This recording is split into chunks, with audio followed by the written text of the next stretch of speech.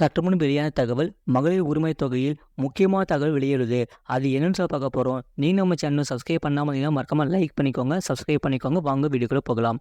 கலைஞர் மகளிர் உரிமை தொகை திட்டம் 2 முக்கிய நோக்கங்களை கொண்டது. குடும்பத்திற்காக வாழ்நாள் எல்லாம் ஓயாமல் உழைத்து கொண்டிருக்கும் பெண்களின் உழைப்பிற்கு கொடுக்கும் அங்கீகாரம் முதன்மையானது.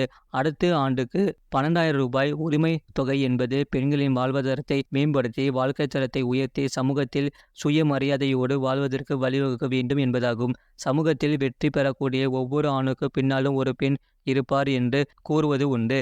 உண்மையில் ஒவ்வொரு நாளும் தன் திறனுக்கேற்ப பணிபுரிந்து பொருட்கள் ஈட்டும் ஒவ்வொரு ஆணுக்கு பின்னாலும் அவரது தாய், சகோதரி, மனைவி, மகள் ஆகிய பெண்களின் பல மணி நேரம் உழைப்பு மறைந்து இருக்கிறது என்பதை யாராலும் மறக்க முடியாது. ஒவ்வொரு ஆணின் வெற்றிக்காகவும் அவரவர் குழந்தைகளின் கல்வி, உடல் நலம் காக்கவும் இந்த சமுதாயத்திற்காகவும் வீட்டிலும் வெளியிலும் ஒரு நாளைக்கு பல மணி நேரம் பெண்கள் உழைத்து கொண்டு இருக்கிறார்கள். இந்த உழைப்பிற்கு ஊதியம் கணக்கிடப்பட்டிருந்தால் குடும்ப சொத்துக்கள் அனைத்திலும் சமமாக பெண்கள் பெயரும் சட்டம் இயற்றாமலே இடம் பெற்றிருக்கும். இப்படி கணக்கில் கொள்ளப்படாத பெண்களின் உழைப்பை முறையாக அங்கீகரித்திடவே பெண்களுக்கு சொத்துரிமை வழங்கி கல்வியிலும் வேலைவாய்ப்பிலும் உள்ளாட்சி அமைப்புகளிலும் இட ஒதுக்கீடு அளித்து பெண் உரிமை போட்டிட கலைஞர் அவர்களின் பெயரால் இந்த மகளிர் உரிமை தொகை திட்டம் அறிமுகப்படுத்தப்பட்டுள்ளது. இதே திட்டம் மகாராஷ்டிரா அரசும் தற்போது பின்பற்றி வருகிறது. இது போன்ற செய்திகளை உடனுக்குடன் அறிந்து கொள்ள மறக்காம சேனலை சப்ஸ்கிரைப் செய்யுங்கள், மற்றவர்களுக்கு தெரியப்படுத்த ஷேர் செய்யுங்கள்.